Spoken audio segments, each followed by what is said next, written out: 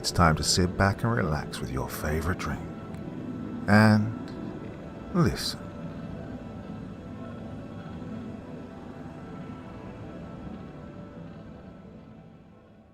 The danger from the deep. Within a thick-walled sphere of steel 8 feet in diameter, with crystal clear fused quartz windows, there crouched an alert young scientist, George Abbott. The sphere rested on the primeval muck and slime at the bottom of the Pacific Ocean, 1 mile beneath the surface.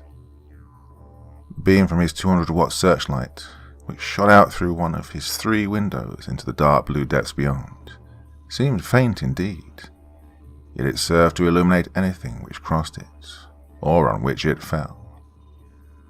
For a considerable length of time since his descent to the ocean floor, young Abbott had clung to one of the thick windows of his bathysphere, absorbed by the marine life outside. Slender small fish with stereoscopic eyes darted in and out of the beam of light. Swimming snails floated by, carrying their phosphorescent lanterns. Paper-thin, transparent crustaceans swam into view, followed by a few white shrimps, pale as ghosts. Then a mist of tiny fish swept across his field of vision. Abbott cupped his face in his hands and stared out. The incongruous thought flashed across his mind that thus he'd often sat by the window of his club in New York and gazed out at the passing motor traffic. His searchlight cut a sharp swathe through the blue muck. More than once he thought he saw large, moving fish-like forms far away. Speed up the generator," he called into his phone, and immediately the shaft of light brightened. He set about trying to focus upon one of those dim, elusive shapes which had so intrigued him. But suddenly, the searchlight went out. Intent on repairing the apparatus as rapidly as possible, Abbott snapped the button switch, which ought to have illuminated the interior of his diving sphere, but the lights did not go on. Then he noticed that the electric fan, on which he depended to keep his air supply properly mixed, had stopped. He spoke into the telephone transmitter, which hung in front of his mouth. "Hi, there, up on the boat. My electric power's cut off. I'm down here with my fan stopped and my heat cut off. Hoist me up and be quick about it." "Okay, sir." As the young man waited for the winch to get underway on the boat, a mile above him, he pulled out his electric pocket flashlight and sent its feeble ray out through its quartz glass window into the dim royal purple depths beyond, in one last attempt to get a look at those mysterious fish shapes which had so intrigued him. And then he saw one of them distinctly. Evidently they'd swum closer when the glow of his searchlight had stopped, and so the sudden flash of his pocket light had taken them by surprise. For, as he snapped it on, he caught an instant's glimpse of a grinning fish face pressed close against the outside of his thick window pane, as though trying to peer in at him.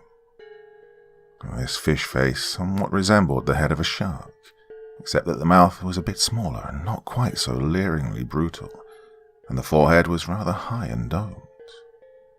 But what most attracted Abbott's attention in the brief instant before the startled fish whisked away in a swirl of phosphorescent foam was the fact that, from beneath each of the 2 pectoral fins, there protruded what appeared to be a skinny human arm, terminating in 3 fingers and a thumb.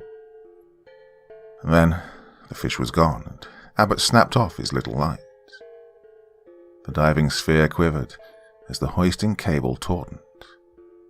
But suddenly the sphere settled back to the bottom of the sea with a jarring thud. "The cable's parted, sir," spoke a frantic voice in his earphones. And for a moment, George Abbott sat stunned with horror. And then his mind began to race, like a squirrel in a cage seeking some way of escape. Or perhaps he could manage to unscrew the 400-pound trapdoor at the top of the sphere and shoot to the surface with the bubbling out of the confined air. But his scientifically trained mind made some rapid calculations which showed him this was absurd. At the depth of a mile, the pressure is roughly 156 atmospheres. That is to say, 156 times the air pressure at the surface of the Earth. and the moment that his sphere was open to this pressure, he'd be blown back inwardly away from the manhole, and the air inside his sphere would suddenly be compressed only 1/156th of its former volume. Not only would this pressure be sufficient to squash him into a mangled pulp, but also the sudden compression of the air inside the sphere would generate enough heat to fry that mangled pulp to a crisp cinder almost instantly. As George Abbott came to a full realization of the horror of these facts, he recoiled from the trapdoor as though it were charged with death. "Oh, for heaven's sakes, do something!" he shrieked in agony into the transmitter. "Courage, sir," came back the reply. "We're rigging up a grapple just as fast as we can. Long before your oxygen gives out, we shall slide it down to you along the telephone line, which is the only remaining connection between us. When it settles about your sphere, you can see its hooks outside your window by the light of your pocket flash. Let us know, and we'll trip the grapple and haul you up." "Thank you," replied the young man. He was calm now, but it was an enforced and numb kind of calmness. Mechanically, he throttled down his oxygen supply so as to make it last longer.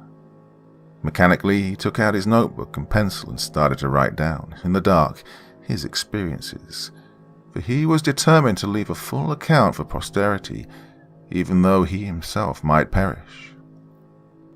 After setting down a categorical description of the successive partings of the electric light cable and the hoist cable, and his thoughts and feelings in that connection, he described in detail the shark with hands, which he'd seen through the window of his sphere. He tried to be very explicit about this, for he realized that his account would probably be laid by everyone to the disordered imagination of his last dying moments. Being a true scientist, George Abbott wanted the world to believe him, so that another sphere would be built and sent down to the ocean depths to find out more about these peculiar denizens of the deep. And of course, no one would believe him, and this thought kept drumming in his ears. No one except Professor Osborne. Old Osborne would believe. George Abbott's mind flashed back to a conversation he'd had with the old professor, just before the oil interests had sent him on this exploring trip to discover the source of the large quantities of petroleum which had begun to bubble up from the bottom of a certain section of the Pacific very near where Abbott was now. Osborne had said, "Yes, petroleum suggests a gusher to me. What causes gushers? Human beings boring for oil to satisfy human needs." "But, Professor," Abbott had objected, "there can't be any human beings at the bottom of the sea." "Why not?" Professor Osborne had countered. "Life's supposed to have originated spontaneously in the slime of the ocean depths. Therefore that part of the earth has had a head start on us in the game of evolution. Why not this head start having been maintained right down to date, thus producing at the bottom of the sea a race superior to anything upon the dry land?" "But," Abbott had objected further, "if so, why haven't they come up to visit or conquer us?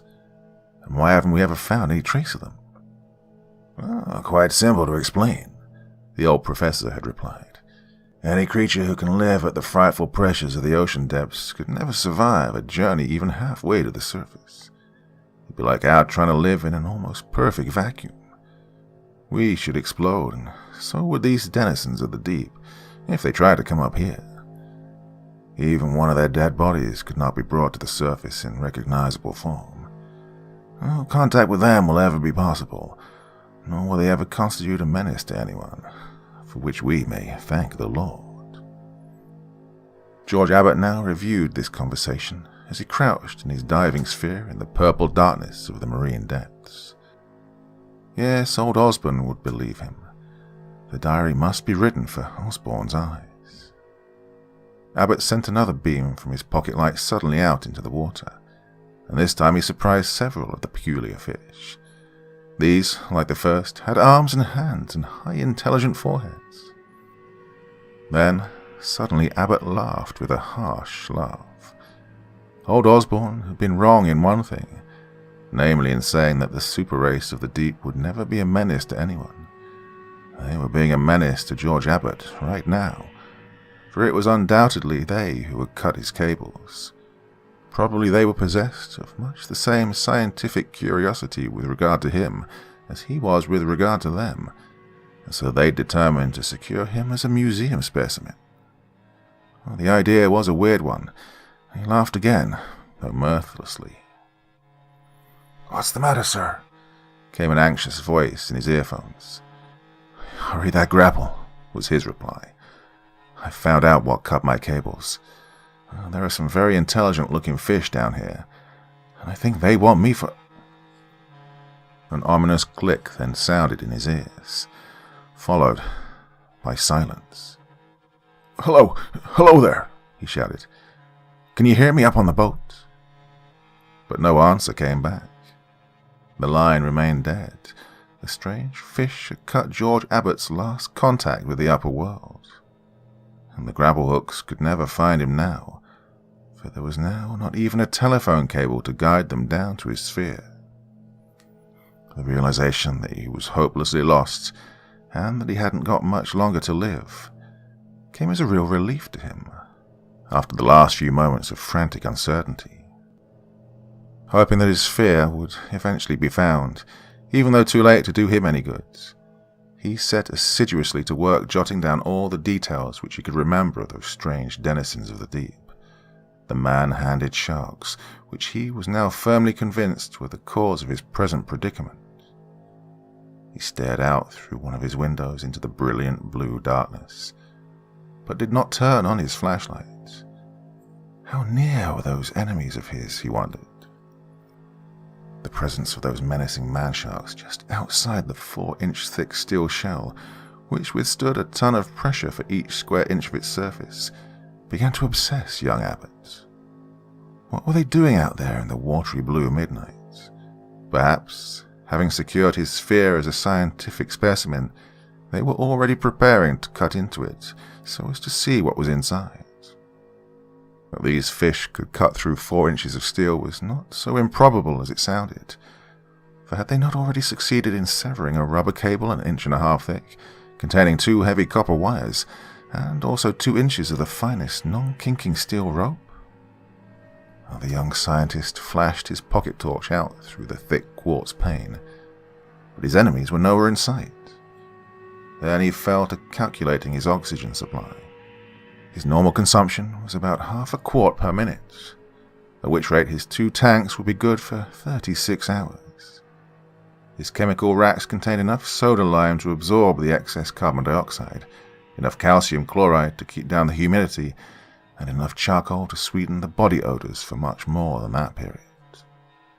For a moment, the thought of these facts encouraged him. He'd been down less than 2 hours, and perhaps the boat above him could effect his rescue in the more than 34 hours which remained. But then he realized that he'd failed to take into consideration the near-freezing temperature of the ocean depths. This temperature he knew to be in the neighborhood of 39 degrees Fahrenheit, even though no thermometer hung outside his window, as none could withstand the frightful pressures at the bottom of the sea. For it's one of those remarkable facts of inductive science that man has been able to figure out a priori that the temperature at all deep points of the ocean, tropic as well as arctic, must always be stable at approximately 39 degrees. Abbott was clad only in a light cotton sailor suit, and now that the source of his heat had been cut off by the severing of his power lines, his prison was rapidly becoming unbearably chilly. His thick steel sphere constituted such a perfect transmitter of heat that he might almost as well have been actually swimming in water of 39 degrees temperature, so far as comfort was concerned. Abbott's emotions ran all the gamut from stupefaction through dull calmness, clear-headed thought, intense but aimless mental activity, nervousness, frenzy, and insane delirium, and back to stupefaction again. During one of his periods of calmness, he figured out what an almost total impossibility there was of the chance that his ship, 1 mile above him on the surface, could ever find his sphere with the grappling hooks. And yet he prayed for that chance. A single chance in a million sometimes does happen. Several hours had now elapsed since the parting of the young scientist's cables. It was bitterly cold inside the sphere. In order to keep warm, he had to exercise during his calm moments as systematically as his cramped quarters would permit.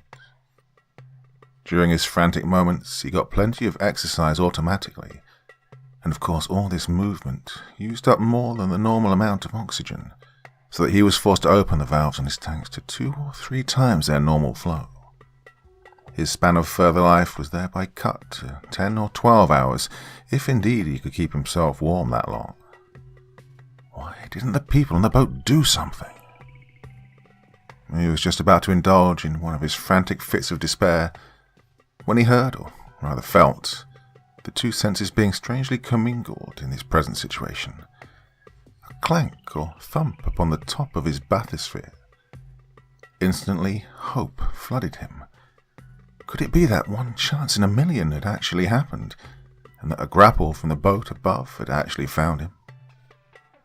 With feverish expectation, he pressed the button on his little electric pocket flashlight and sent its feeble beam out through one of the quartz glass windows into the blue-black depths beyond. No hooks in front of this window. He tried the others. No hooks there either. But he did see plenty of the superhuman fish. 18 of them, he counted, in sight at one time, and also 2 huge snake-like creatures with crested backs and maned heads, veritable sea serpents. As there was nothing the young man could do to assist in the grappling of his sphere by his friends in the boat above, he devoted his time to jotting down a detailed description of these 2 new beasts and of their behavior. One of the sharks appeared to be leading or driving them up to the bathysphere, and when they got close enough, Abbott was surprised to see that they wore what appeared to be a harness. The clanking upon the bathysphere continued, and now the young man learned its cause.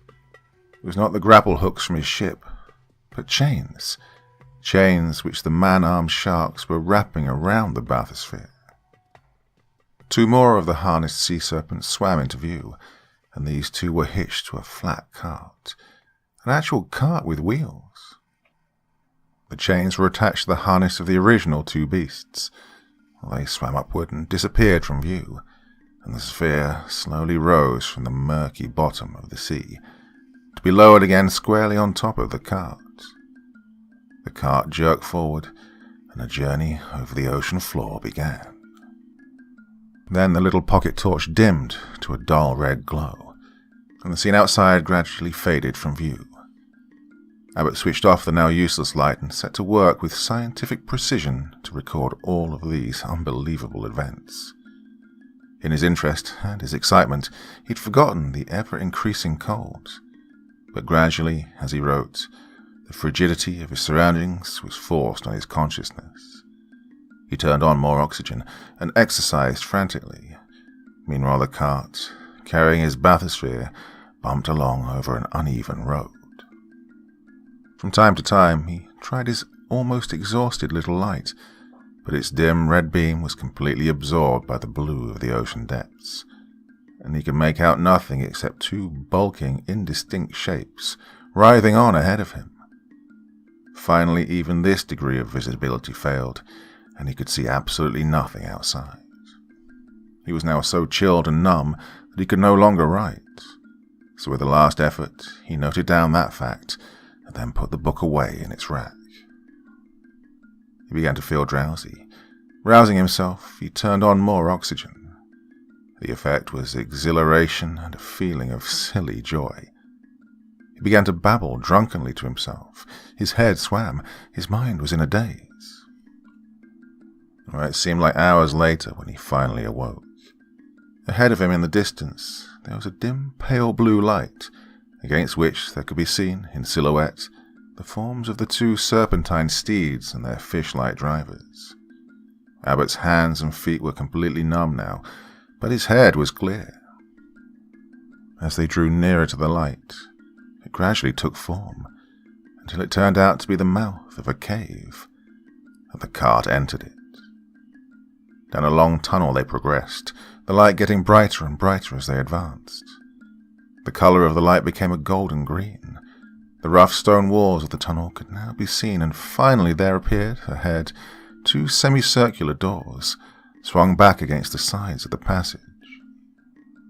Beyond these doors, the tunnel walls were smooth and exactly cylindrical, and on the ceiling there were many luminous tubes which lit up the place as brightly as daylight.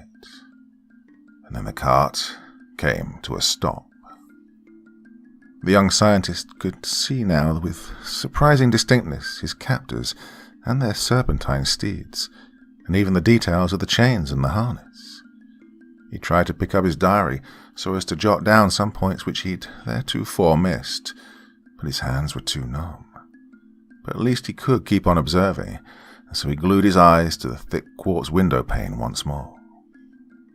A short distance ahead in the passage there was another pair of doors. Presently these swung open and the cavalcade moved forward. 5 or 6 successive pairs of doors were passed in this manner, and then the sea serpents began to thrash about and become almost unmanageable. It was evident that some change not to their liking had taken place in their surroundings. At last, as one of the portals swung open, young Abbott saw what appeared to be 4 deep-sea diving suits. Could these suits contain human beings? And if so, who? It seemed incredible, for no diving suit had ever been devised in which a man could descend to such a depth of 1 mile, and live. These 4 figures, whatever they were, came stolidly forward and took charge of the cart. One of the sharks swam up to them and appeared to talk to them with its hands. Then the sharks unhitched the 2 sea serpents and led them to the rear, and Abbott saw them no more. The 4 divers picked up the chains and slowly towed the cart forward, their clumsy, ponderous movements contrasting markedly with the swift and sure swishings which had characterized the man-sharks and their snake-like steeds. Several more pairs of doors were passed, and then there met them 4 figures in less cumbersome diving suits, like those ordinarily used by men just below the surface of the sea.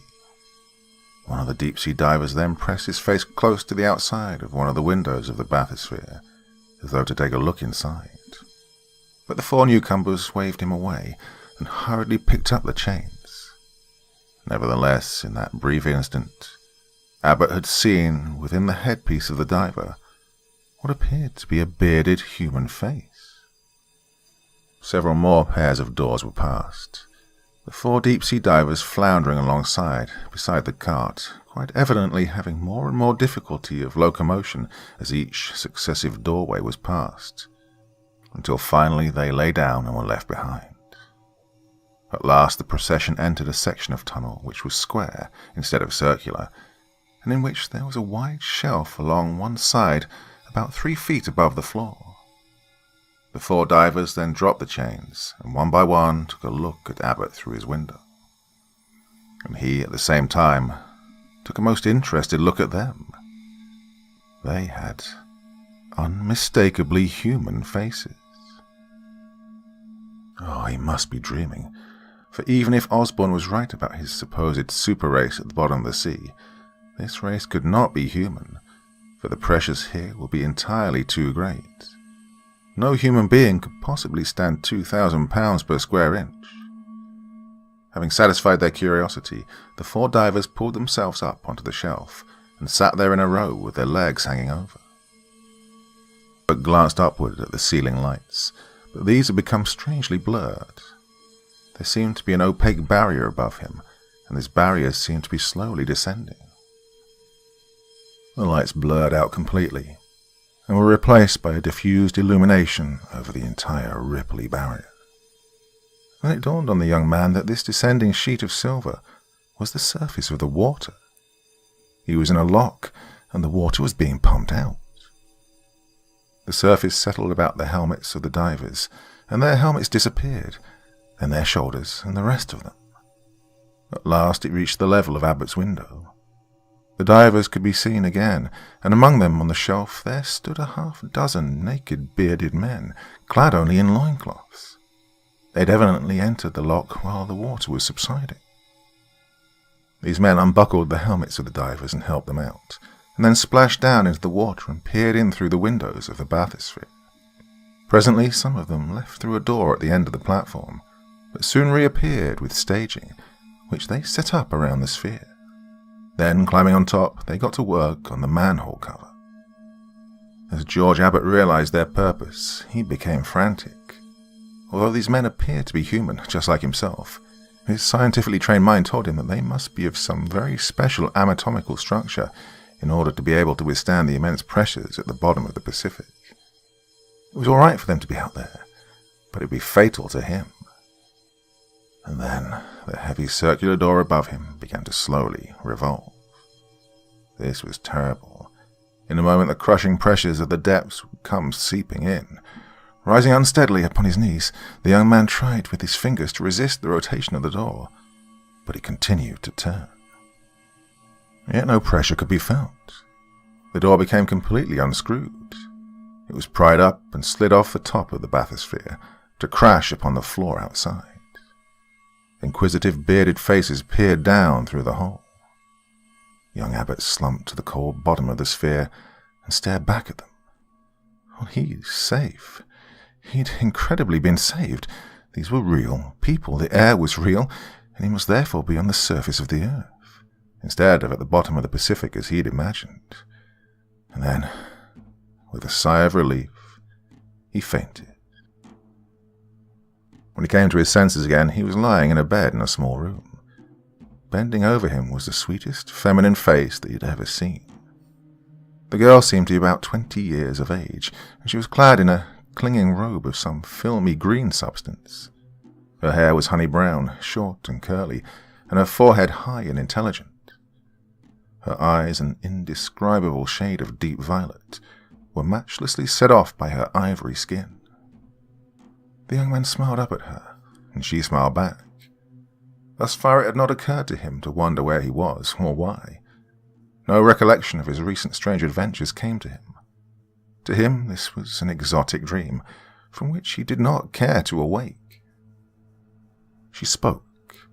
Her words were unintelligible, and unlike any language which George Abbott knew or had even heard, and he was an accomplished linguist in addition to his other attainments. Her words were not all that was strange about her speech, for the very tones of her voice sounded completely unhuman, although not displeasing. Her talk had a metallic ring to it, like the brassy blare of temple gongs, and yet was so smooth and subdued as to be sweeter than any sound that the young scientist had ever heard before. "Oh, beautiful dream fairy," replied the enraptured young man. "I haven't the slightest idea what you're saying, but you keep right on. I like it." His own voice sounded crass and rude compared to hers. At his first word she gave a start of surprise, but thereafter the sound did not appear to grate on her ears. Then one of the bearded men in loincloths entered, and he and the girl talked together, quite evidently about their patient. The man's voice had the same strange metallic quality to it as that of the girl, but was deeper, so that it boomed with the rich notes of a bell. At the sight of the man, young Abbott's memory swept back, and he remembered the adventure of his diving sphere and its capture 1 mile down by the strange sharkfish with human hands and arms. But how he'd reached the surface of the earth again he could not figure out, nor did he particularly care. The strange man withdrew, and the girl sat down beside the bed and smiled at Abbott. He smiled back at her. Presently, another girl entered and called, "Millie!" The girl beside the bed started, and looking up, asked some question to which the other replied. The newcomer brought in some strange warm food in a covered dish and then withdrew. The first girl proceeded to feed her patient. After the meal, which tasted unlike anything which the young man had ever eaten before, the beautiful nurse again essayed conversation with him. She seemed perplexed and a bit frightened that he could not understand her words. Somehow the young man sensed that this girl had never heard any language other than her own, and she didn't even know that other languages existed. Strengthened by his food, he determined to set about learning her language as soon as possible. So he pointed at her and asked, "Millie?" She nodded and spoke some word which he took for yes. Then he pointed to himself and said, "George." She understood, but the word was a difficult one for her to duplicate in the metallic tongue of her people. She made several attempts until he laughingly spoke her word for yes. Then he pointed to other objects about the room. She gave him the names of these, but he could easily see that she felt that if he didn't know the names for all these common things, there must be something the matter with him. He wondered how he could make her understand that there were other languages in the world than her own. Then he remembered the sharks with their hands and what he'd taken to be their sign language. Perhaps Millie at least knew of the existence of this sign language. This would afford a parallel, for if she realized that there were 2 languages in the world, might there not be 3? So Abbott made some meaningless signs with his fingers, and Millie quite evidently was accustomed to this kind of talk, but she was further perplexed to find that George talked gibberish with his hands as well as with his mouth. She made some signs with her hands and then said something orally. Young Abbott instantly pointed to her mouth and held up 1 finger, then to her hands and held up 2, then to his own mouth and held up 3, at the same time speaking a sentence of English. Instantly she caught on. There were 3 languages in the world, and thereafter she no longer regarded him as crazy. For several hours she taught him. Then another meal was brought, after which she left him, and the lights went out. He awakened feeling thoroughly rested and well. The lights were on and Millie was beside him. He asked for his clothes, and they were brought in. Millie withdrew and he put them on. After breakfast, which they ate together, one of the bearded men came and led him out through a number of winding corridors into a larger room, in which there was a closed, spherical glass tank about 10 feet in diameter, containing one of the human sharks. Around the tank stood 5 of the bearded men. One of them proceeded to address Abbott, but of course the young American could not make out what he was saying. This apparent lack of intelligence seemed to exasperate the man, and finally he turned toward the tank and engaged in a sign language conference with the fish, then turned back to Abbott again and spoke to him very sternly. But Abbott shook his head and replied, "Millie, bring Millie." One of the other men flashed a look of triumph at their leader and laughed. "Yes," he added, "bring Millie." The leader scowled at him and some words were interchanged, but it ended in Millie being sent for. She apparently explained the situation to the satisfaction of the fish, to the intense glee of the man who'd sent for her, and to the rather complete discomfiture of the leader of the 5. Abbott later learned that the leader's name was Thig, and that the name of the gleeful man was Dolph. The reception over, Millie led Abbott back to his room. There ensued many days, very pleasant days, of language instruction from Millie. Dolph and Thig and others of the 5 came frequently to note his progress and to talk with him and ask him questions. A sitting room was provided for him, adjoining his sleeping quarters, and Millie occupied quarters nearby. Within a week he'd mastered enough of the language of these people, for their strange history began to be intelligible to him. In spite of the fact that the air here was at merely atmospheric pressure, this place was nevertheless 1 mile beneath the surface of the Pacific. Millie and her people lived in a city hollowed out of a reef of rocks, reinforced against the terrific weight of the water and filled with laboratory-made air. They'd never been to the surface of the sea. The fish with the human arms were their creators and their masters. Professor Osborne had been right. The fish of the deep, having a head start on the rest of the world, had evolved to a perfectly unbelievable degree of intelligence. Centuries ago, they'd built for themselves the exact analogue of George Abbott's bathysphere, and in it they had made much the same sort of exploring trips to the surface that he'd made down into the deeps. But their spheres had been constructed to keep in, rather than to keep out, great pressure. Their scientists had gathered a wealth of data as to conditions on the surface, and had even seen and studied human beings. But their insatiable scientific curiosity had led them to want to know more about the strange country above them and the strange persons who inhabited it. And so they set about breeding, in their own laboratories, creatures which could be as like as possible to those whom they'd observed on the surface. Of course, this experiment necessitated their first setting up an air-filled partial vacuum, similar to that which surrounds the Earth. But they had persisted. They had brought down samples of air from the surface of the sea and had analyzed and duplicated it on a large scale. Finally, through long years, they'd also directed and controlled the course of evolution in their breederys, at first to be able to produce creatures which could live in air at low pressures, and then to evolve the descendants of those creatures into intelligent human beings. Some of the lower types of this evolutionary process, both in the direct line of descent of man and among the collateral offshoots, had been retained for food and other purposes. Abbott, with intense scientific interest, studied these specimens in the zoo of the underwater city where he was staying. Plans had been in progress for some time, among the fish folk and their human subjects, to send an expedition to the surface. And now the shark masters had fortunately been able to secure alive an actual specimen of the surface folk, namely George Abbott. The expedition was accordingly postponed until they could pump out of the young scientist all the information possible. Abbott was naturally overjoyed at the prospect. This would not only get him out of here, but think what it would mean to science. The plans of the sharks were entirely peaceful. Furthermore, there were only about 200 of their laboratory-bred synthetic human beings, and so these could constitute no menace to mankind.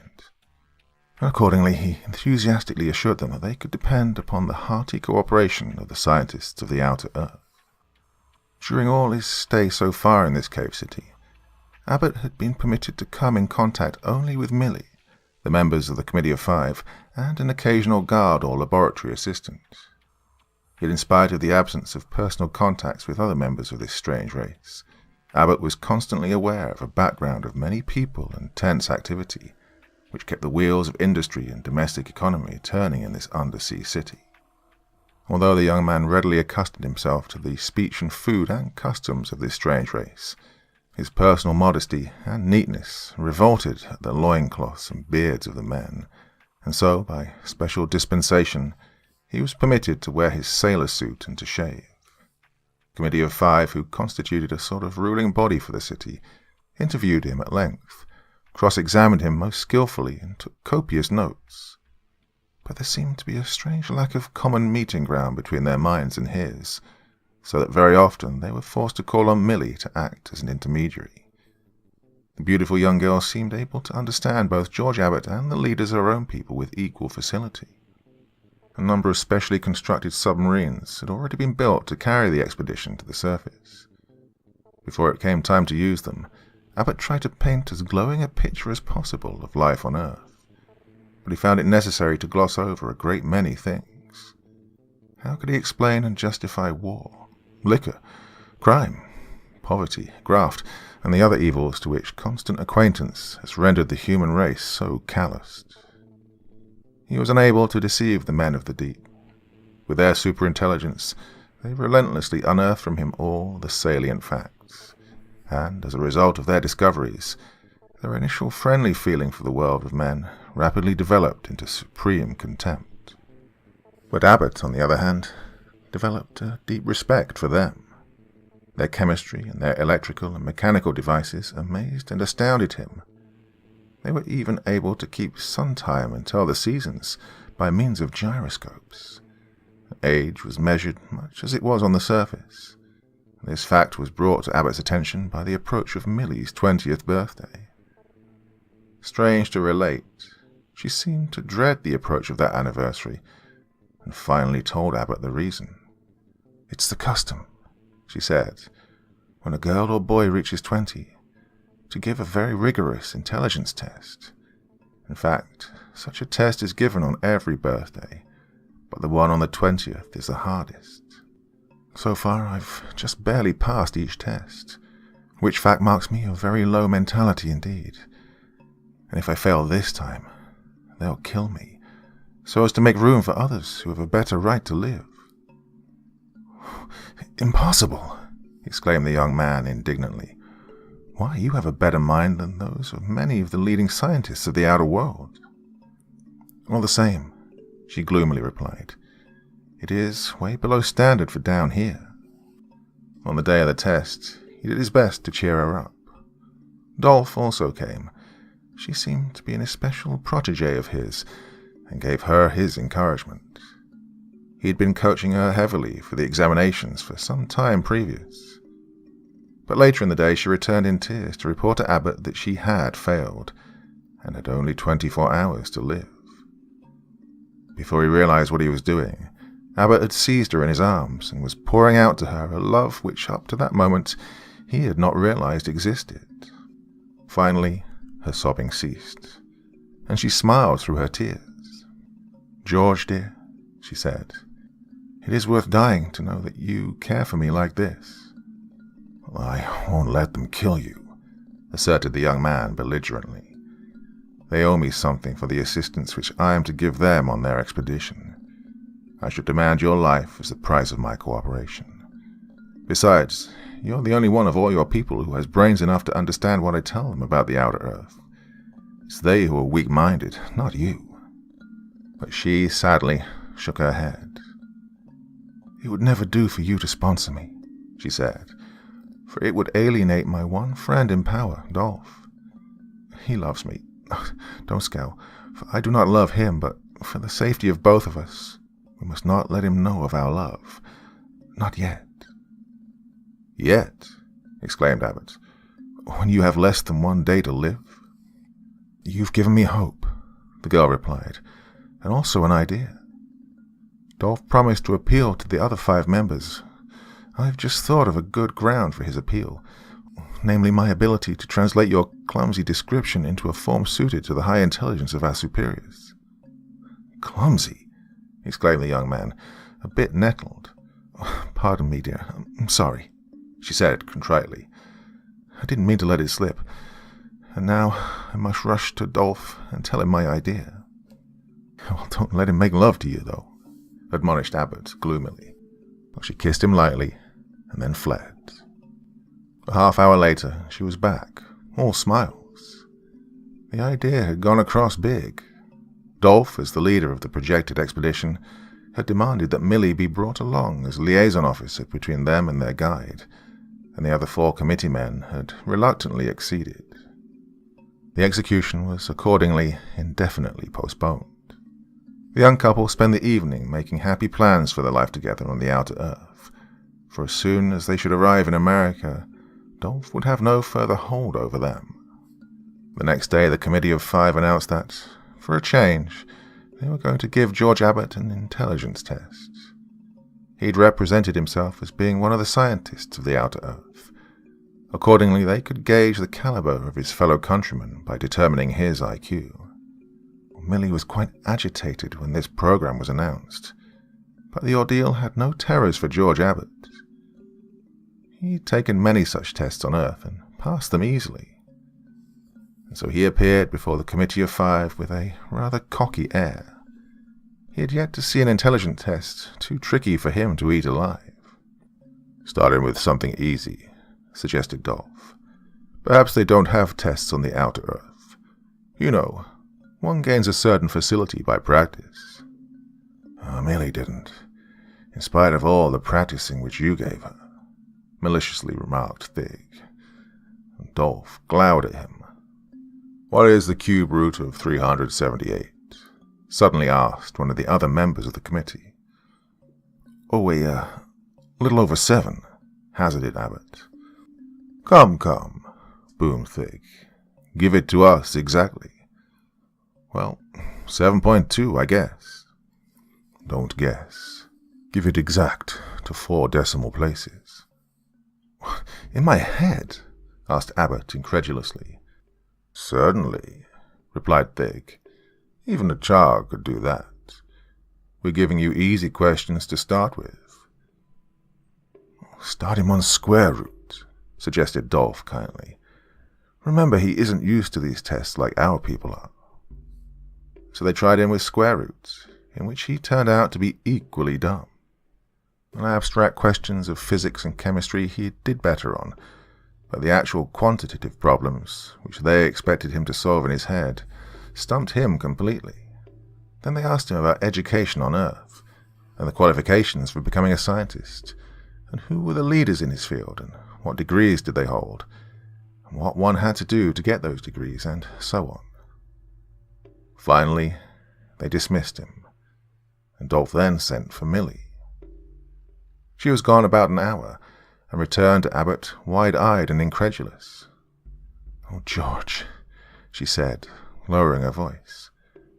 "Dolph tells me that your intelligence is below that of a 5-year-old child. Perhaps that's why you and I get along so well together. We're both morons."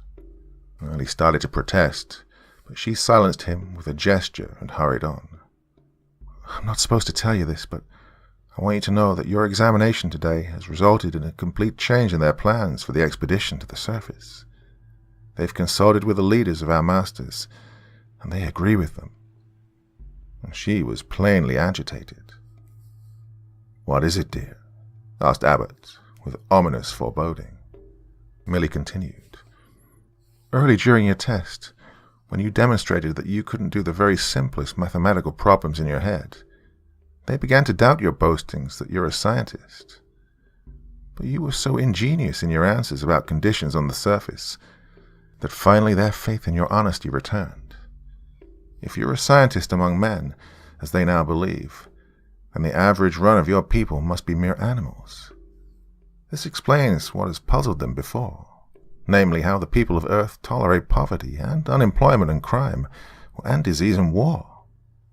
Well, and so a mere handful of our people, by purely peaceful means, could easily make themselves the rulers of the earth. Probably this would all be for the best, but somehow my feelings tell me that it's not. I know only too well what it is to be an inferior among intelligent beings. So, will not your people be happier, left alone to their stupidity, just as I would be?" George Abbott was crushed.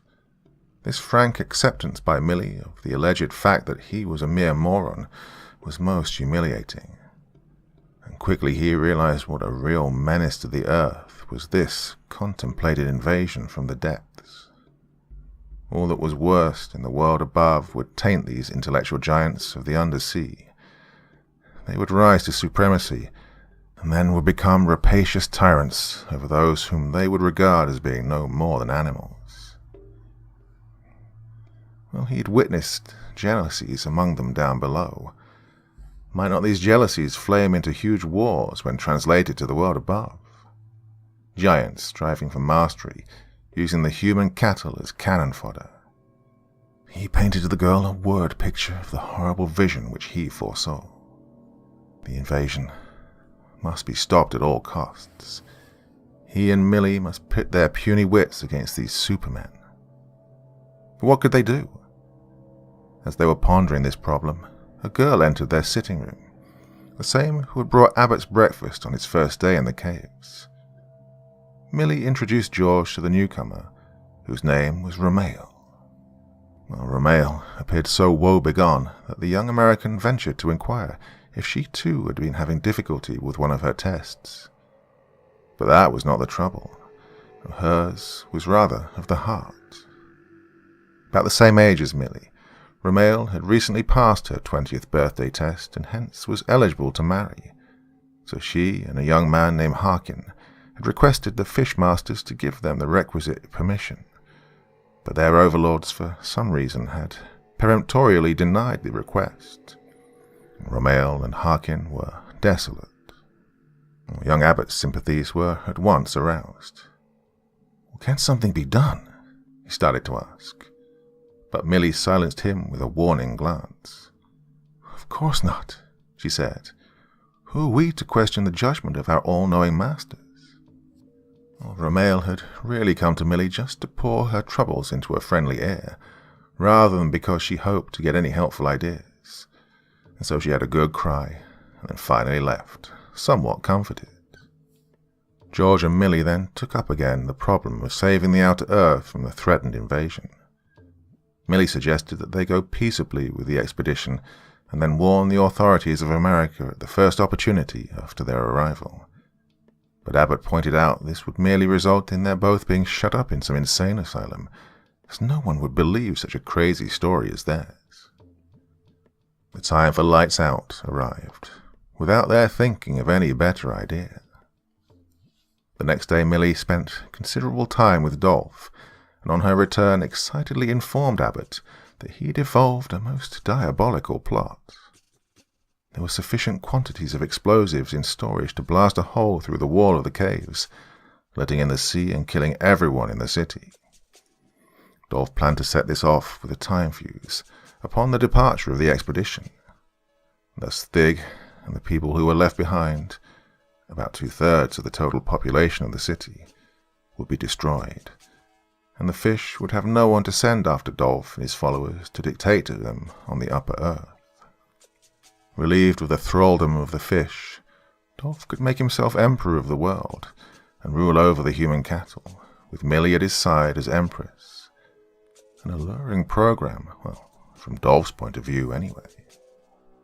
God, I didn't expect such treason, even from Dolph, exclaimed the young American. Well, we must tell Thig. What good would that do? Remonstrated the girl. If you fail to convince Thig, Dolph would make an end of us both. And if you convince Thig, it would mean the end of Dolph, whose influence is all that keeps me alive. We must think of something else. Right as always, replied Abbott. Then a growl came from the doorway. It was Dolph, his bearded face black with wrath. So, he sputtered, treachery, eh? He whistled twice and 2 guards appeared. Take them to the prison, he raged, indicating Abbott and Millie. Our expedition will have to do without a guide. I've learned enough of the American language to make a good start, and I guess I can pick up another guide when we reach the surface. Then, bending close to the frightened girl, he whispered, and another empress. The guards hustled them away and locked them up. As an added precaution, a sentinel was posted in front of each cell door. Abbott immediately got busy. Can you get word for me at once to Thig? He whispered to the man on guard. Perhaps, replied the individual non-committally. Then tell him, said Abbott, that I have proof that Dolph is planning to destroy this city behind him and never return from the surface. The sentry became immediately agitated. So you know this, he exclaimed. How did it leak out? But through Millie, of course. And the guard on her cell is not a member of the expedition. Oh, curses, I must get word to Dolph and have that guard changed at once. And then he darted swiftly away.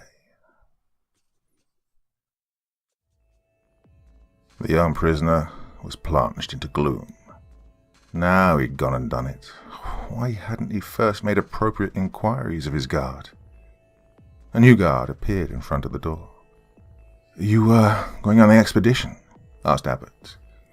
Yes, worse luck, replied the guard.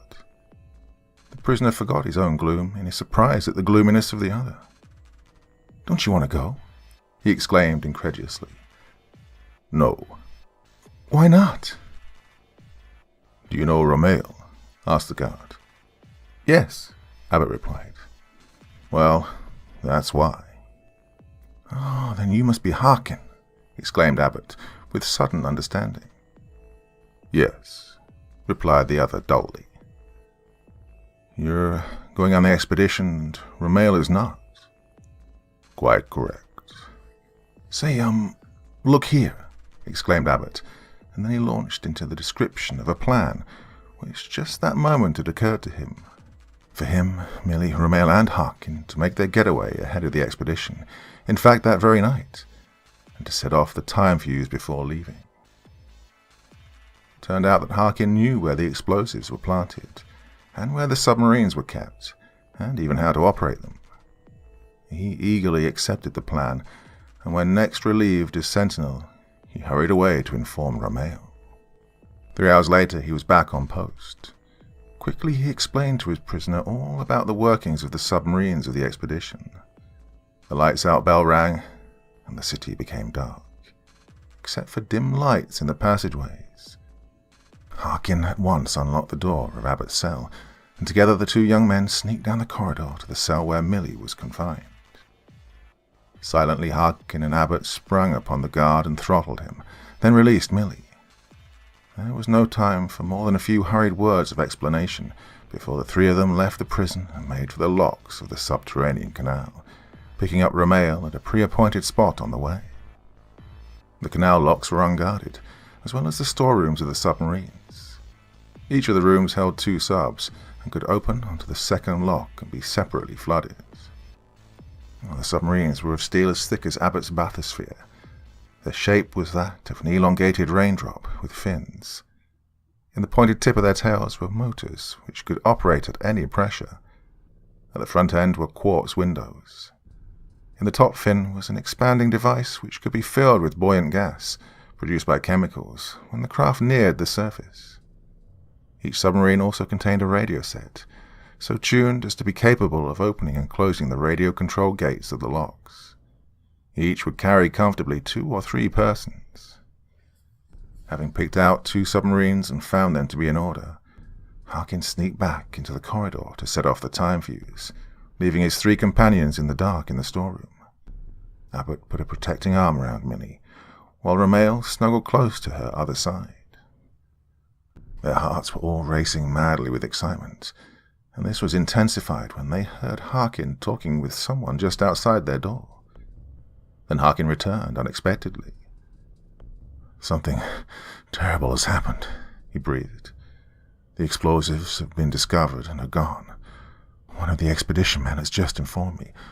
Someone must have gotten word to Thig." "Why, I did," interrupted Millie. "I told my guard just before they came and changed him." Abbott groaned. Harkin continued hurriedly. "So Dolph plans to leave at once. He's already rounding up his followers. Come on, we must get out ahead of him." An uproar could be heard drawing near in the corridor outside. Abbott opened the door and peered out, then shut it again and whispered, "The 2 factions are fighting already." "Then come on," exclaimed Harkin. As he spoke, he turned on the lights, wedged the door tight against its gaskets, and then threw the switch which started the water seeping into the storeroom. Then he led Romail hurriedly to one of the 2 submarines, while George and Millie rushed to the other. Heavy blows sounded against the storeroom door. The water rapidly rose about them, and the 4 friends crawled inside the 2 machines and clamped the lids tight. Then they waited for sufficient depth so that they could get underway. The water rose above their bow windows, but suddenly and inexplicably it began to subside again. A man waded by around the bow of Abbott's machine. "They've crashed in the door, and they're pumping out the water again," exclaimed Abbott. "We're trapped." "Not yet," grimly replied the girl at his side. "Can you work the radio door controls?" "Yes." "Then quick, open the doors into the lock." He pressed a button, and ahead of them 2 gates swung inward, followed by a deluge of water. "Come on," spoke the girl. "Full speed ahead, before the water gets too low." Abbott did so, and out into the lock they sped, in the face of the surging current. Then Abbott pushed another button to close the gates behind them, but the water continued to fall, and they grounded before they reached the end of the lock. Quite evidently, the rush of the current had kept the doors from closing behind them. The city was being flooded through the broken door of the storeroom. But Abbott opened the next gate, and again they breasted the incoming torrent. This time, although the level continued to fall, their craft did not quite ground. "They must have got the gates shut behind us at last," he said, as he opened the next set and pressed on. And then he had an idea. Why not omit to close any further gates behind him? As a result, the sea pressure would eventually break down the inmost barriers and destroy the city as effectively as Dolph's bomb would have done. But he said nothing to Millie of this plan. She might wish to save her people. Gate after gate they passed. Well, this was too simple. A few more locks and they'd be out in open water. The submarine of Harkin and Romail swept by, evidently to let George and Millie know their presence, and then dropped behind again. But was it their 2 friends after all? Well, it might have been some enemy. They couldn't be sure. This uncertainty cast a chill of apprehension over them, which was immediately heightened by the sudden extinguishing of the overhead lights of the tunnel. Abbott pressed the radio button for the next set of locks, but they didn't budge. "Okay, what can be the matter?" he asked frantically. "My people must have turned off the electric current," Millie replied. "The gates won't open without electricity to feed the motors. We're trapped again." For a moment they lay stunned by a realization that their escape was blocked. "Kiss me goodbye, dear," breathed Millie. "This is the end."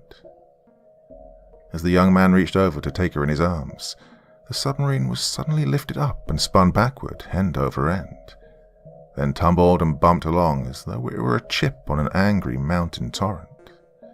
Stunned and bruised and bleeding, the American finally lost consciousness. When he came to his senses again, his first words were, "Millie, where are you?" "My darling," breathed a voice at his side. "Are you all right?" "Yes," he replied. "Where are we? What's happened?" "The entire system of locks must have crashed in and flooded the city," she said. Instantly Abbott's mind grasped the explanation of this occurrence. Their leaving open so many gates behind them had made it impossible for the few remaining gates ahead to withstand the terrific pressures of the ocean depths, and they'd crumpled. But he didn't tell Millie his part in this. She continued, "I was pretty badly shaken up myself, but I've got this boat going again. We're on our way out of the tunnel. See, I found out how to work our searchlight." He looked. A broad beam of light from their bow illuminated the tunnel ahead of them. Presently another beam appeared, shooting by them from behind.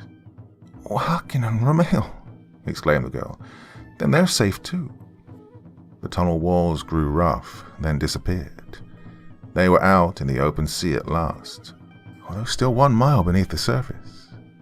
And in front of them was an angry, seething school of the man-sharks, clearly illuminated by the 2 rays of light. Behind the sharks were a score or more of serpentine steeds.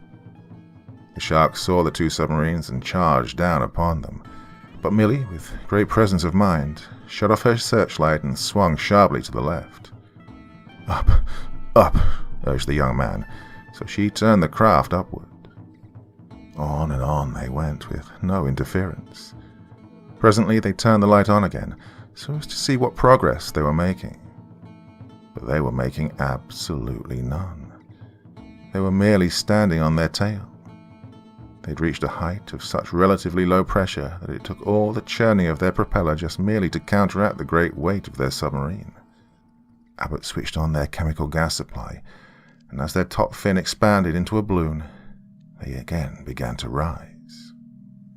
One thing, however, perplexed the young man. The water about him seemed jet black rather than blue. They must by now be close to the surface of the sea, where at least a twilight blue should be visible.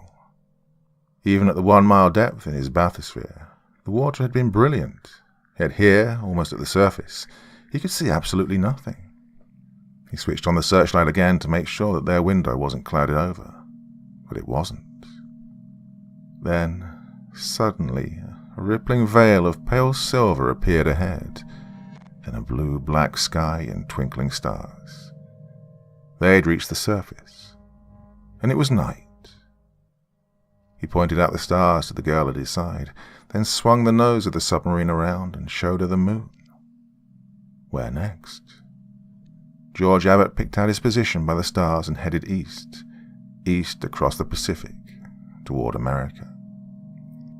But soon he noticed that their little craft was dropping beneath the surface. He kept heading up more and more. He threw the lever for more and more chemical gas, and yet still they continued to sink. "Millie," he exclaimed, "we've got to get out of here." She clutched him in fear, for to her the pressure of the open sea meant death, certain death. But he pushed her firmly away and unclamped the lid of the submarine. In another instant, he'd hauled her out and was battling his way to the surface, while their little boat sunk slowly beneath them. Millie was an experienced swimmer, for the undersea folk enjoyed the privilege of a large indoor pool. As soon as she found that the open sea didn't kill her, she became calm. Side by side they floated in the moonlight. The sky began to pink in the east. Dawn came, the first dawn that Millie had ever seen. Suddenly she called George's attention to two bobbing heads some distance away in the path of the light that the rising sun made on the ocean. "Harkin and Romeo," he exclaimed. Long since they had given them up for dead, but evidently fate had treated them in much the same way as themselves. And a moment later his own salt-stung eyes noticed a long grey shape to one side. As the day brightened, Abbott suddenly noticed a large, bulking shape nearby. It was his own boat, the one which had lowered him into the depths in his bathysphere so many weeks and weeks ago. Evidently it was still sticking around, grappling for his long-dead body. "Come on, dear," he said, and side by side they swam over to it. He helped her up the ship's ladder. Then the ship's cook sleepily stuck his head out at the galley door. "Hi, Mike," sang out George merrily to the astonished man. "I've brought company for breakfast. Oh, there'll be two more when we can lower a boat."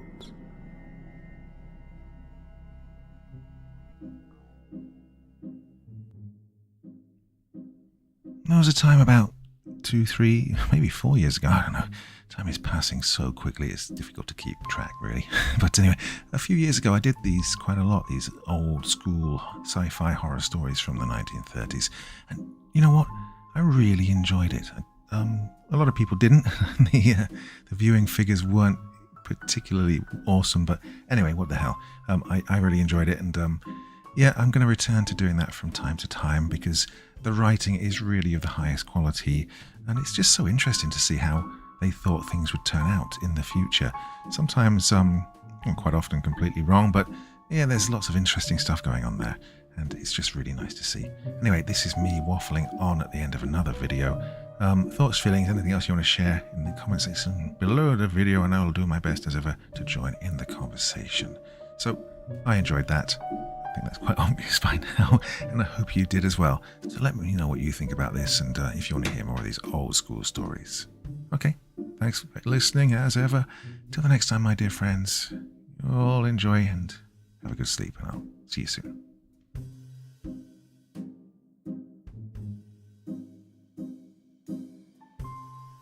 Thank you so much for taking the time to listen to this story today. Really means a lot to me and to the author of the story, of course. Well, if you want to know more about me, I'm pretty much everywhere on social media. You can find me on Facebook, Twitter, Instagram. You can download my music on SoundCloud. I've got a Patreon if you feel like. Throw me $1 or $2.